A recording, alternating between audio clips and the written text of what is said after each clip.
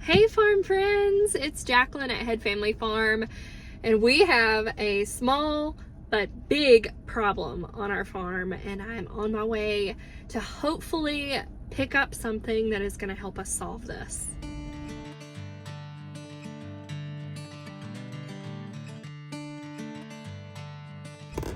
Okay, I'm here. Look where I am. I am at Tuscaloosa Metro Animal Shelter, about to pick something up.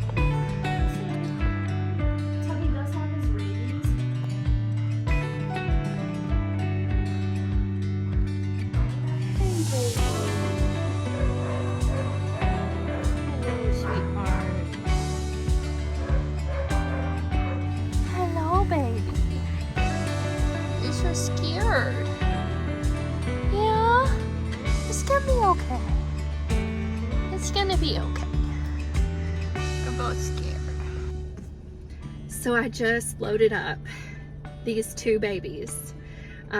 They are a male and a female. They are both fixed, and we are going to hopefully keep them on our property permanently as our barn kitties. We're gonna have to lock them up for about a month and get them acclimated to us, get them acclimated to their new home, and they'll be able to go in and out of their house after that and free roam our property. But we really need some barn kitties to help us get our mouse population under control. And I just happened to come across somebody that it was just completely meant to be. Her name is Betsy, and she works with TSNIP, which is Tuscaloosa's efforts to spay and neuter cat populations and dog populations. And specifically in Tuscaloosa, they work to get feral cat populations under control. Once upon a time, when I worked for the Tuscaloosa Veterans Administration, they had a huge feral cat population that lived in the drains, and I would see them out there trapping all the time. And we were always instructed, do not feed the cats, don't approach the cats, like, there is an effort going on here, leave them be. And actually, TSNIP, I have learned so many wonderful things about them. So these kitty cats were trapped at the University Mall in Tuscaloosa, and they are feral, but they are not as feral as a lot of others. They believe that these will make good outdoor cats. These are not meant to be indoor cats. They've lived their entire lives outside. They've survived outside. But they trap and spay and neuter and usually re-release in the same area. And the reason they re-release is to not cause harm to the animal, and our shelters are completely overloaded. And so legally, that is something that they're able to do. They're able to spay and neuter and then release back to where they were, and they can be mousers and they can live their lives. But they also go and place food. They have like warming box setups that they'll do when it's really cold, but they have multiple feral populations in our area that they tend to and maintain. But you can visit their website, I'm going to put it up here, and you can visit their Facebook page, because they are constantly looking for homes for kitties who are more social, that can leave the feral population, or if they have a situation where the area is dangerous or they need to remove all of the cats from that area, then those go to the animal shelter. And so they're constantly looking for people to place them with. And so I feel like it was absolutely meant to be. We were in the middle, right around Valentine's Day, talking about coming to the animal shelter and seeing about getting 2 female cats. And then within a week, I met Betsy, and she told me all about TSNIP. So I wanted to share that with you. We're going to see how this goes. I do think it's going to be a longer process. It's not going to be as easy as just coming to the shelter and getting 2 cats and having them locked up for a week or 2 and then them just being fine and social with us. We don't need them to be very social with us, but I do think this is going to be a little bit longer process. They are just terrified right now. So I'm gonna go home and get they're actually gonna be in a chicken coop that we can lock them in, but they'll still have area to get away from each other if they want to. We're gonna watch that behavior. If we need to separate them, we will. But they came from the same population, so they have been around each other before, and we think they're gonna do okay. But let's go home, get everything set up for them, and then we have to release them from their traps into the coop that they're gonna be staying in. So y'all come home with me.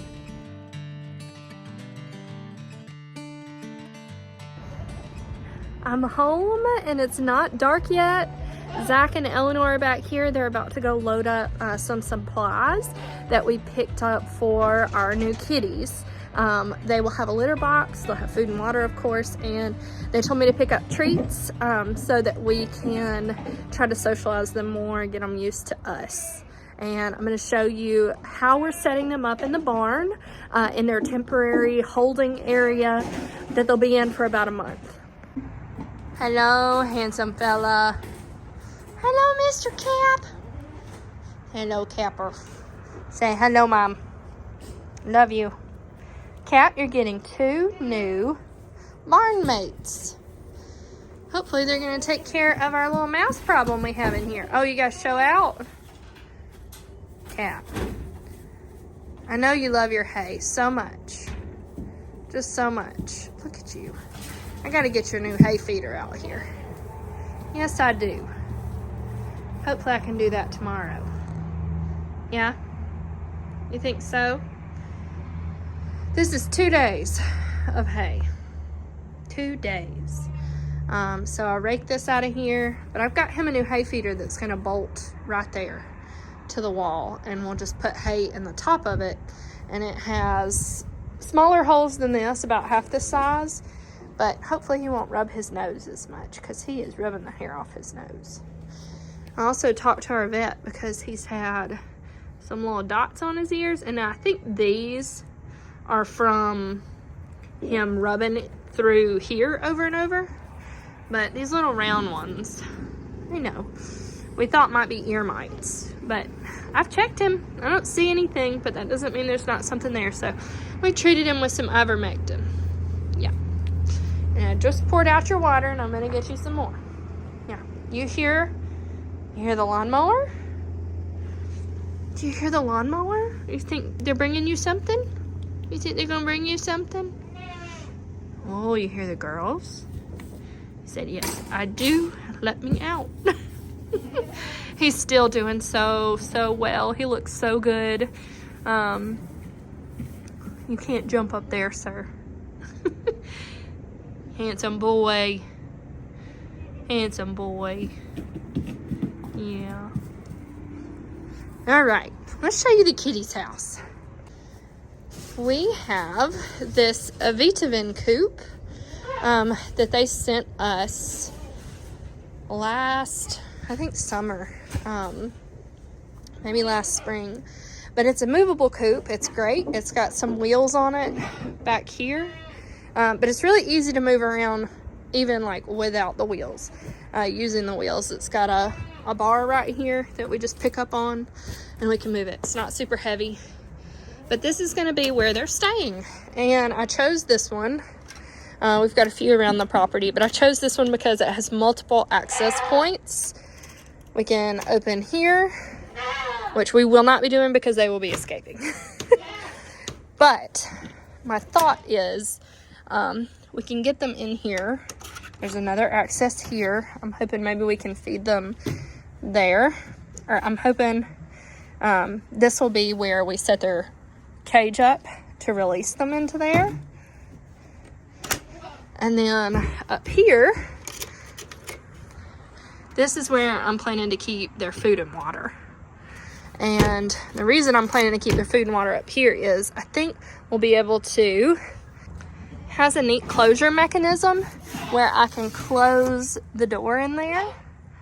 And so I'm thinking I'll be able to put their food in or close this, open this, do food and water,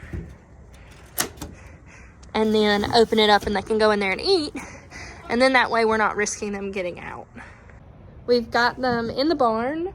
to acclimate them to the barn being their home.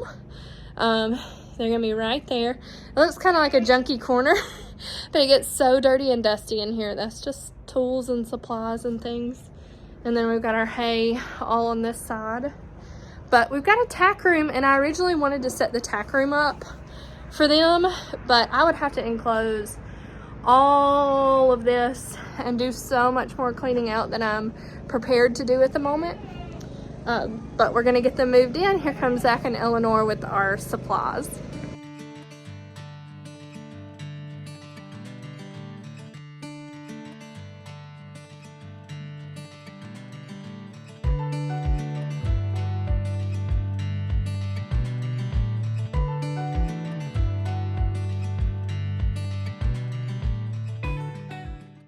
I'm gonna put it like this.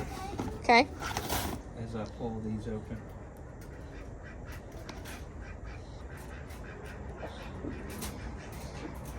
I don't know how this is about to go.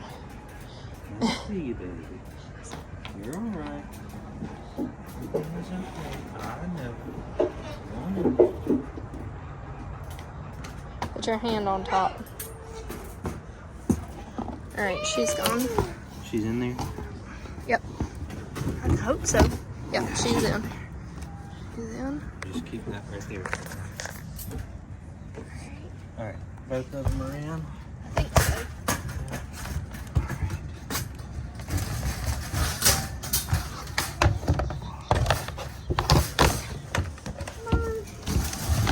Alright, go ahead and let's pull these cages back. Look at you.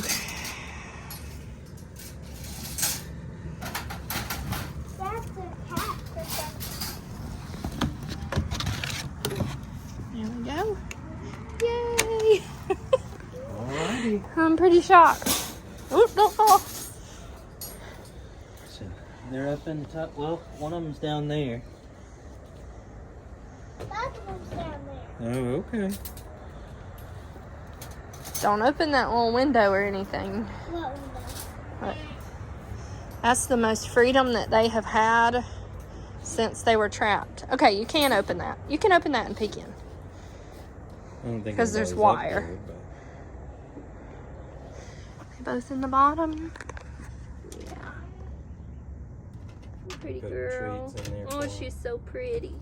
Sorry. It's okay. They didn't even flinch. The bird I hope they're happy together. I think they They're will. from the same group. Yeah. No, not the same litter, but from the same area. I really colony. actually really like that they're from the University Mall, Yeah. because I mean I spent a lot of time Yeah. at the University Mall when I was Well, a maybe we teenager. should give them mall names. You know? Belconseer. Claire's. That's a good one. What's the cookie? It's just Great American, American, yeah. so no. There's Journeys. Journeys, yeah. Spencer. All right, y'all tell us in the comments what our 2 new barn cats' names should be. Possibly mall related. Yeah, I mean, Spencer and Claire wouldn't be bad. Ice cream. Yeah, that would be cute. I mean, It's a boy and a girl. cake. Cake? I think Journey's another one. Yeah. Um, JC Penny. Penny. Penny would be cute. Or JC and Penny. JC and Penny. All right, y'all tell us in the comments what their names should be. Eleanor's putting some treats in there for them. And we're really excited that they're here, and we hope everything goes well. And of course, we will keep y'all updated. Farm friends, thanks so much for being with us here on Head Family Farm. We are so glad to be back with y'all after a little bit of a hiatus. Thanks so much for hanging out with us. We'll see you next time. Y'all have a good one. Bye.